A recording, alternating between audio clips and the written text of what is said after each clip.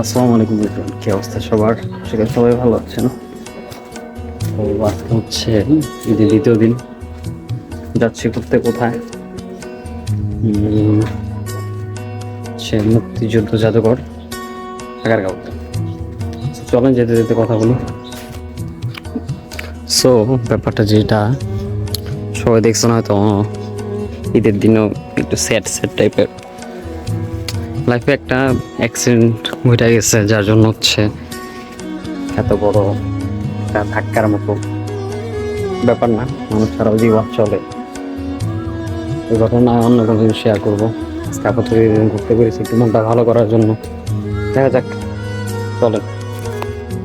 তো আমাদের এলাকা থেকে ওইখানে যাওয়ার জন্য প্রথম হচ্ছে সাভার স্ট্যান্ডে যাইতে হবে, যার জন্য আমি অটোতে উঠে গেছি। ফ্যামিলি সবাই হচ্ছে চলে গেছে, ভাই আর ভাবি হচ্ছে বাইক দিয়ে যাবে, আমি অটো দিয়ে স্ট্যান্ডে যাই, তারপরে কথা। তো এই যে দেখতে দেখতে স্ট্যান্ডে চলে আসছি, হাঁটতেছি বাসের জন্য। বাস এখানে নেই, বাস হচ্ছে একটু সামনে থেকে যে উঠতে হবে। বাস উঠবো, দেন হচ্ছে ওইখান থেকে শিশুমেলা গান শুনতে শুনতে শিশুমেলা চলে আসছি। অ্যান্ড ওইখান থেকে রিক্সা করে দেন যেতে হচ্ছে। এর মাঝখানে বাসের ক্লিপটা নিতে মনে নাই, যদিও গান শুনতেছিলাম তো এই জন্য মনে নাই। আমি একা একা হচ্ছে যাচ্ছিলাম, সবাই আগে চলে গেছে। একা একা রিক্সায় চড়ে চড়ে আবার ফিরে নিতে যাচ্ছিলাম, যদিও মনটা একটু খারাপ ছিল, আমার ব্যাপার না।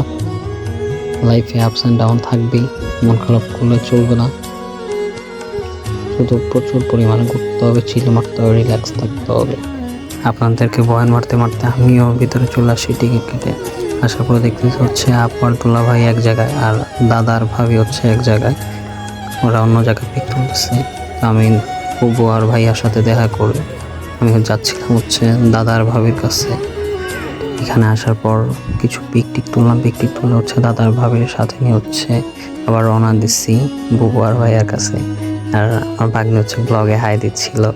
এত পরিমাণ রোদ ছিল যে রোদে সবার একাকার অবস্থা, ঘামায়।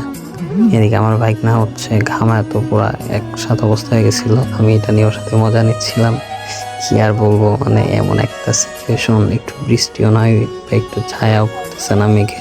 এই হচ্ছে আমার ভাস্তি আর আমার ভাইয়া, যাকে দাদা বলি। তো আমাদের এখানে ঘোরা শেষ। এখান থেকে বের হওয়ার পর হচ্ছে হুট করে প্ল্যান হলো আমরা যাবো কোথায়, 300 ফিট পূর্বাস। মানে ঘুরে ফিরার মন ভরা না, সাথে ময়লা মানুষ থাকলে যা হয়। তো সিএনজি নিলাম, সিএনজি নিয়ে হচ্ছে যাচ্ছি 300 ফিটের দিকে। যেতে যেতে রাস্তা অনেক কিছু দেখলাম, অনেক কিছু নতুন কিছু এক্সপ্লোর করলাম, এনজয় করতেছিলাম। সিএনজি রাইডটা অনেকদিন পরে ঢাকা সিটিতে এইভাবে ফাঁকা পাইছি। ঢাকা সিটি সবসময় এরকম ফাঁকা থাকলে মজাটাই অন্যরকম। যাই হোক, যাইতে থাকি 300 ফিটের দিকে, দেখা হবে ওখানে যে। এই যে চলে আসি 300 ফিটে। আসার পরে হচ্ছে দেখলাম ছাপড়ি পোলা বান্ধে ভরা, যদিও, যার জন্য হচ্ছে দূরে দাঁড়াইছিলাম। অ্যান্ড এখন খুঁজতেছিলাম হচ্ছে হাঁসের মাংস কোথায় পাবো, যার জন্য খুঁজতে খুঁজতে পরে যাচ্ছি ওদিকে। মাঝখানে ক্লিপগুলো হচ্ছে মিস হয়ে গেছে। যাই হোক, হাঁসের মাংস ওখানে যে ডিরেক্ট দেখা হচ্ছে আপনাদের সাথে। এই যে হচ্ছে চলে আসছে হাঁসের মাংস এখানে। যদিও যেটা খুঁজতে খুঁজতে আসছিলাম নাসিমার হাঁসের মাংস, ওইটা পাই নাই। অনেকের ব্লগে দেখছি, ওইটা পাই নাই খুঁজে, যার জন্য হচ্ছে ওখানকার একটা দোকানে ঢুকছি। ঢোকার পর দেখতেছি যেখানে কি ছিল, হাঁসের মাংস আর হচ্ছে মুরগির মাংস। হাঁসের মাংসের প্লেট ছিল হচ্ছে 250 টাকা করে, যেটা কোয়ান্টিটি একটু কম হলো, বাট স্বাদের দিকে তুলনা করলে হচ্ছে যথেষ্ট পরিমাণে ভালো, মজা লাগছে। খায় বলা যায় যে টাকা উসুল, মজা লাগছিল খুবই। হাঁসের মাংসটা অনেকদিন পর হাঁসের মাংস খাইছি আমি, যদিও সব হাঁসের মাংস খাইতে পারি না, গন্ধ লাগে আমার কাছে, বাট এটা কোনো জন্য গন্ধ লাগে না, মজা লাগছে। আর আমি আপনার সাথে হচ্ছে কথা বলতেছিলাম কীভাবে কি। হাঁসের মাংসের সাথে পিঠাগুলো তো আরও মজার ছিল, মজা ছিল। এভাবে হাঁসের মাংস খাইলাম আমরা। হাঁসের মাংস খাওয়া শেষ করে আমরা হচ্ছে বাসা থেকে ব্যাক করতেছিলাম। যাই হোক, সারাদিন অনেক ঘোরাঘুরি করলাম। আলহামদুলিল্লাহ, বাসা থেকে বের হওয়ার সময় মনটা যেভাবে খারাপ ছিল, সারাদিন ঘোরাঘুরি করার পর অনেকটাই ভালো হয়ে গেছিল। থ্যাঙ্কস টু মাই ফ্যামিলি, এত সুন্দর শর্ট সময় একটা ট্যুর অ্যারেঞ্জ করার জন্য, ঘোরাইতে নিয়ে যাওয়ার জন্য। মনটা ভালো হয়ে গেছে আলহামদুলিল্লাহ। লাইফে মানুষ আসবে যাবে, এটাই স্বাভাবিক। মানুষ হচ্ছে এখন সাথে না পোষায় মানুষ থাকে না, মৃত্যু শুনে পুরুষের দিকে কোনো মানুষ ঘুরে তাকায় না। লাইফে সাকসেস হইতে হবে, এটাই নিয়ম। তো যাই হোক, ওই ব্যাপারে পরে কোনো দিন কথা হবে।